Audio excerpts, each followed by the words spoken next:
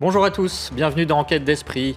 Noël, ce n'est pas que le folklore de la crèche et des santons, même si bien sûr ces traditions populaires ne sont pas à négliger. Elles font partie du merveilleux qui enchante petits et grands.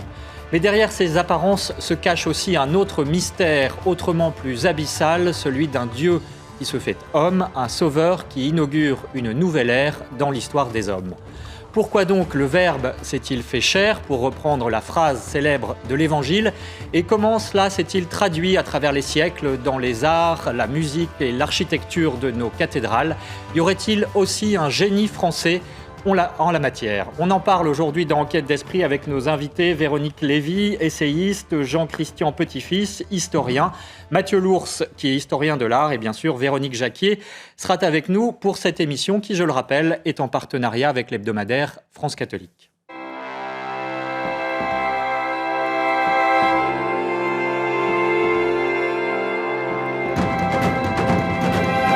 Dieu, c'est aussi, il faut le dire, un moyen de salut dans la théologie catholique. Dieu aurait pu choisir un autre moyen, il a choisi celui-là. Pourquoi est-ce que vous-même, vous avez été bouleversé par ce mystère? Alors déjà, j'ai beaucoup aimé la jeune fille. Quand on lui demande l'incarnation, elle dit « je ne peux pas répondre » parce que c'est un tel mystère que moi, je pense qu'on ne peut pas expliquer ça. Et d'ailleurs, tous les grands mystiques qui ont dit « mais parler de Dieu est un blasphème », donc je vais essayer de dire moi ce qui m'a touchée dans cette incarnation. Moi, ce qui m'a touchée, c'est qu'effectivement, Dieu aurait pu apparaître comme ça déjà. Mais il a voulu passer par le corps d'une femme, par la chair d'une femme, et prendre notre humanité en passant par cette femme. Parce qu'il aurait pu aussi s'incarner, il a vraiment voulu. Et moi, Christian Petit-Fils liait bien sûr l'incarnation à la crucifixion, à la croix, mais on peut évidemment la lier au péché originel. Ce péché, alors qu'on pourrait plutôt dire rupture, où Adam et Ève, dans l'Éden, étaient... on pourrait rapprocher leur état de vie comme d'une union peut-être béatifique. Ils étaient d'une vision béatifique. Ils étaient vraiment tout près de Dieu. Ils étaient presque en Dieu.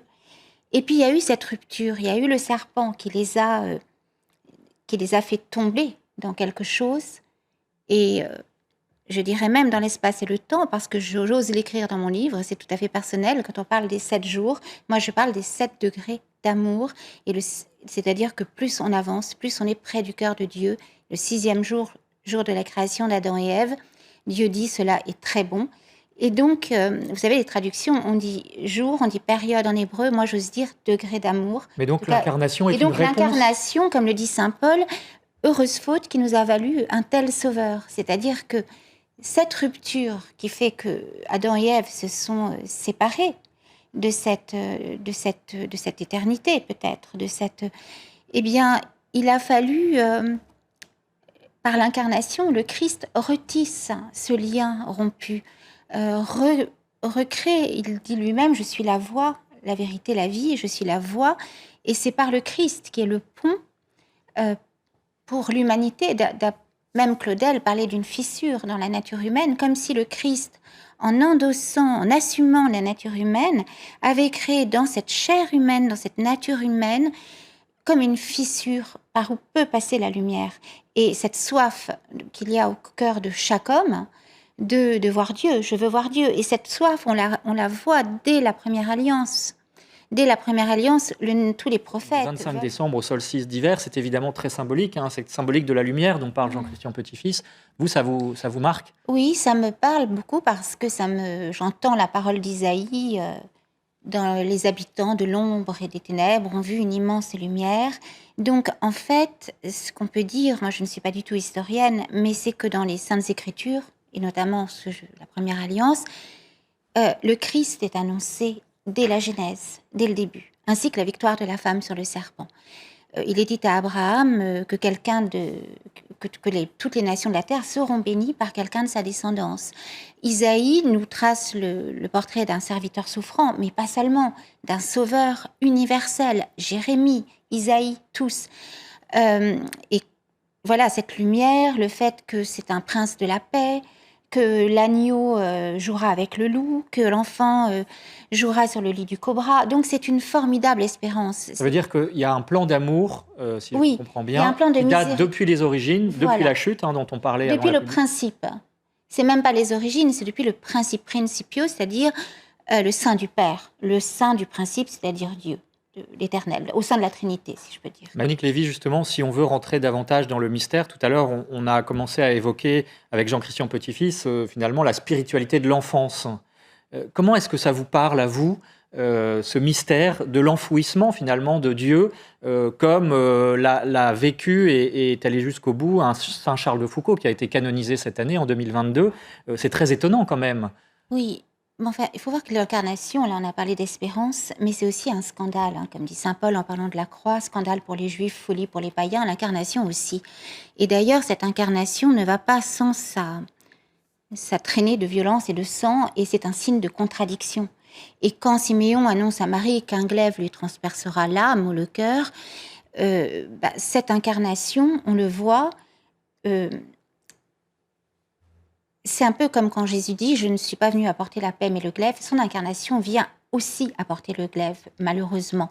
C'est-à-dire que on pense aux saints innocents. Le mystère des saints innocents, le massacre des saints innocents. Par Hérode, qui craint Hérode un qui concurrent. craint, les Romains disent que le Messie est né avec les M, et Hérode, assoiffé de pouvoir, peur d'être détrôné par ce roi de gloire qui n'est pas, dont le royaume n'est pas de ce monde, veut faire tuer tous les enfants, tous les nouveau-nés. Et c'est, comme dit Peggy, la fleur des martyrs, ces nouveau-nés. Parce que c'est ceux qui ressemblent finalement le plus au Christ, parce que, comme dit Peggy, ils ont été comme enlevés de la terre. Et d'ailleurs, Charles Peggy parle des 144 000 justes dans le livre de l'Apocalypse, qui seraient ces enfants qui chantent sous le trône de l'agneau et qui suivent l'agneau là où il va. Et il le dit, il y a un adjectif, vous voyez, qui dit, la traduction de l'Apocalypse est très claire, ils sont comme immaculés, ils sont immaculés. Donc, qu'est-ce que ça veut dire? On est tous marqués du péché originel, certes, mais ces enfants sont vraiment les innocents. Et aujourd'hui, on le voit, l'incarnation pose toujours problème. Il y a une forme de détestation du corps.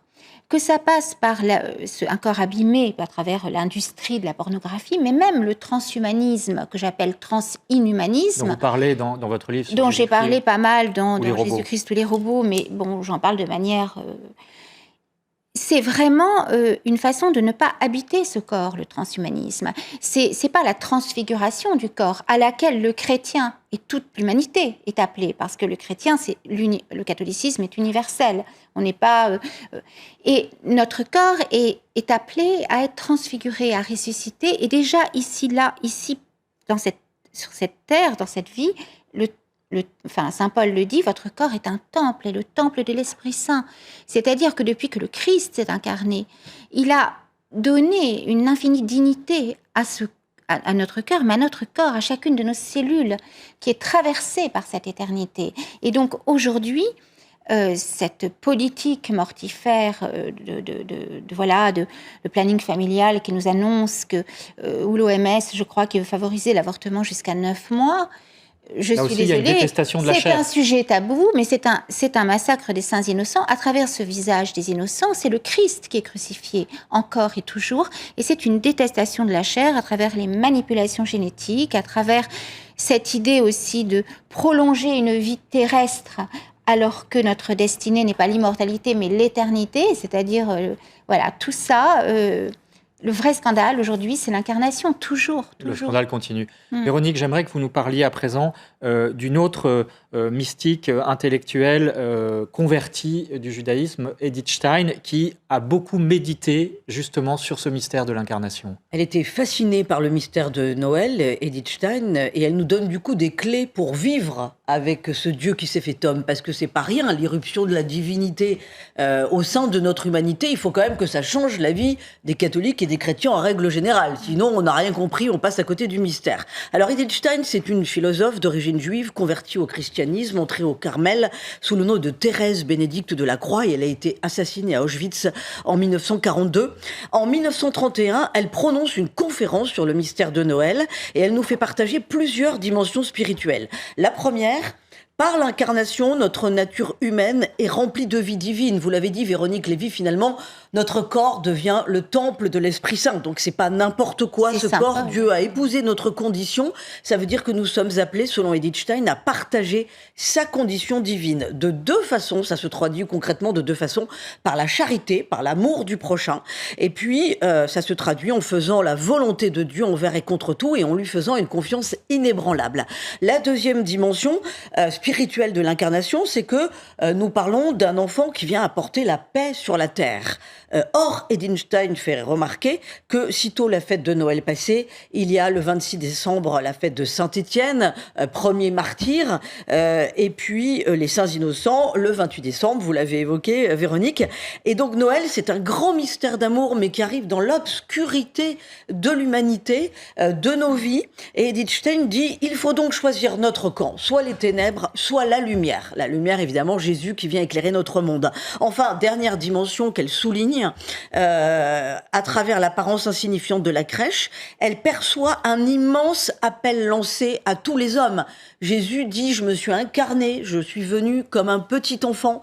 C'est pour que vous me suiviez, comme quand il appelle ses apôtres, viens et suis-moi. C'est pour que vous me suiviez et œuvrez à la rédemption du monde. Voilà ce que dit Edith Stein. Merci Véronique. Véronique Lévy, on parlait de la Vierge Marie et évidemment, dans le mystère de l'incarnation, Marie est extrêmement présente, mais quel lien il faut faire et qu'est-ce que vous en pensez de ce lien entre l'incarnation et la place de la Vierge Marie ?